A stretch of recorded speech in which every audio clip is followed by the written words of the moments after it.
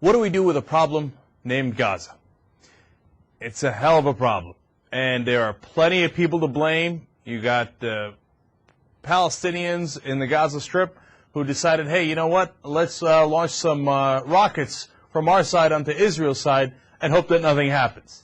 Well, that was a pretty bad idea, and that wasn't likely to be the course of events, and it wasn't as it unfolded.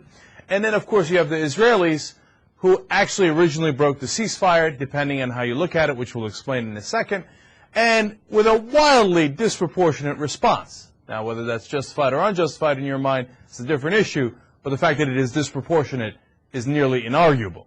So, what are the facts here? We had a ceasefire for 6 months, and according to the American media, what happened was the Hamas in the Gaza Strip decided that they were going to violate the ceasefire, not even violate it because it was over at the end of 6 months, but not continue the ceasefire, end it, and launch their rockets. Now, that's how the American media told you it went down. Now, if you actually look at the Israeli media, Haaretz newspaper in particular, they explained that that is not how it went down. In fact, Israel violated the ceasefire when they bombed the tunnels that Hamas was building to get, presumably, some materials and weapons into the Gaza Strip. Now, was Israel justified in bombing those tunnels? Well, it's hard to argue they weren't. I mean, what are they using those tunnel floors? Are they using them to get weapons in illegally? Of course they were. So do I blame Israel for breaking the ceasefire? Yes. Do I blame them for bombing the tunnels? No. Now, that's the same thing, so that's why it's a complicated and tough issue. Now, unfortunately, the response that led to, and by the way, Israel also did a blockade of the Gaza Strip, which was, as some have called it, a slow starvation of the Gaza Strip. Now, Hamas's response was equally bad. They launched the rockets, an Israeli civilian dies, and so then Israel strikes back, of course, as we now all know, over 315 people dead already, 1,400 that are in the hospital, wounded. Some aren't even in the hospital because the hospital didn't have enough room for all the wounded. One source at the site of the hospital said, you're better off coming dead to the hospital rather than alive. That's a pretty bad situation going on, obviously, in the Gaza Strip. So, who's to blame? As I've been explaining already, there's plenty of blame on both sides. And if I'm looking at Israel, I'm thinking, if I'm Israeli, what do you want us to do? Just let them fire the rockets for the rest of time and never respond? Well, we can't do that. We have to respond at some point. Now, if I'm in the Gaza Strip or if I'm Hamas, I look at it like, well, look, we had a democratic election, which you told us to have in the West. The U.S. insisted on it. We won the election, and then no one recognized it, thereby making a sham of this whole democracy thing. And then, basically, the Bush administration, a wonderful Vanity Fair piece about how they started a coup against Hamas. So we win the election, you start a coup against us, no one recognizes us, and then you start the slow strangulation of the Gaza Strip, and then you break the ceasefire. What do you want us to do? Sit back and do nothing. So if I'm looking at it from their perspective, I understand that too. So who, in my opinion, are the real people to blame? Now, you're going to love this. The conservatives are going to love this. I think it's America. Now, I could see the conservatives fuming. Now, you're an America hater. No, I love America. I do. One of the things I love about America is that it's self-correcting.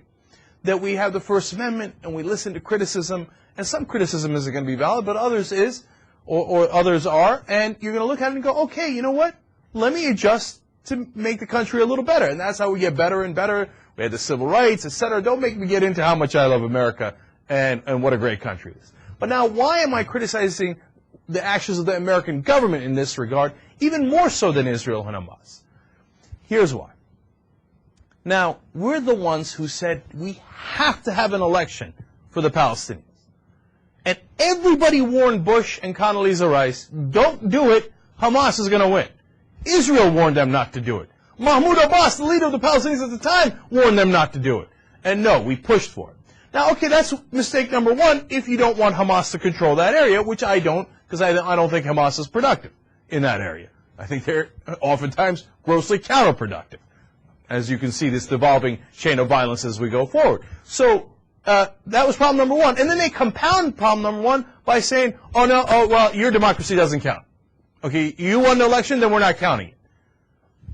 That is patently ridiculous. And instead of giving Hamas an option of becoming a real political movement, saying, hey, we recognize, look, our guys didn't win, and we don't like that, but we recognize that you're the legitimate government, and here's what we will do to give you incentives to act the right way and to act as a political organization, and here are the disincentives we'll give you for acting the wrong way. Instead of doing that, we said, no, okay, since you lost the election, we're going to try to strangle you, we're going to try to start a coup against you, and we're going to try to kill your leaders. Well, when you do that, what do you think Hamas's reaction is going to be? Calm, or is it going to be violence?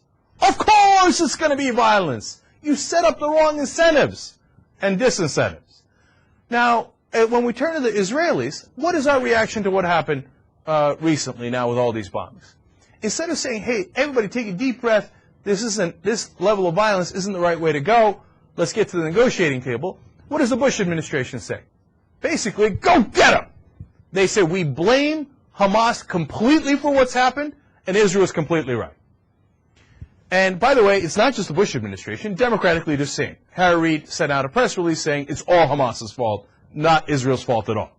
Now, when you're unbalanced like that, not only do you do harm to the Palestinians, but you actually do harm to the Israelis. Because then that gives the Israelis a green light to keep going in a counterproductive, violent fashion. Why is it counterproductive?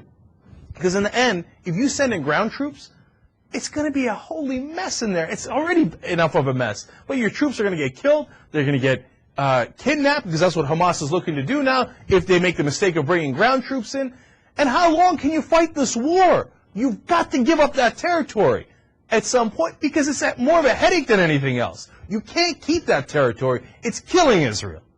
So we encourage Israel to go in the wrong direction.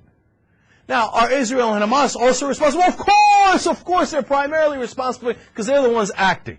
And we can give them all the wrong incentives in the world, and they can still choose to make the right decisions, and they haven't. Now, in the end, if I am the new administration coming in, what I would say is, Hamas, look, you won the elections. This is a new administration. We're going to treat you as a legitimate government. Now, but along with that comes responsibilities. And if you are a semi-sovereign nation here and you launch rocket attacks into Israel, you have to understand they're also a sovereign nation and they will respond. So, but if you do not do that, then we are going to treat you as legitimate. We're going to open up some of the borders. We're going to get food and products and all the things that you need in there. We're going to try to encourage you in the right direction, even if we don't agree with your stated goals. To an American, that seems impossible these days. We've gone in the wrong direction for so long. Oh, well, you can't recognize the other side. No, here's the revolutionary thought I had. Yes, you can. Yes, you can say, yeah, I recognize Hamas. I don't agree with its goals, but I recognize them. They are the people we're fighting on the other side if you're on the side of Israel. Okay? And I might not agree with all their tactics, but they won the election. So that would be a huge step in the right direction, because encouraging towards peace. And to Israel, I would say, hey, listen, if you strike back, I understand, we struck back after 9/11. But if you strike back disproportionately, this is a new administration, not the old one that also struck back disproportionately. We are not going to support you, because a lot of those bombs have made in the USA written on them. And we get blamed for it. We also get the consequences, including the terrorism. So we will not support you if you kill, 315 people, by the way, 51 civilians. So one Israeli civilian was killed before this action. Now another one's been killed since. So that's 2 versus 51. That is disproportionate. Now, we want to encourage you in a more healthy and productive fashion. That would be the direction I would go in. It's not an easy solution, and there are no good, happy, short-term endings here, okay? But in the long term, if you do these things right, you encourage them to come to an agreement. Because without an agreement, this level of violence and the fighting back and forth and killing the civilians back and forth will continue forever.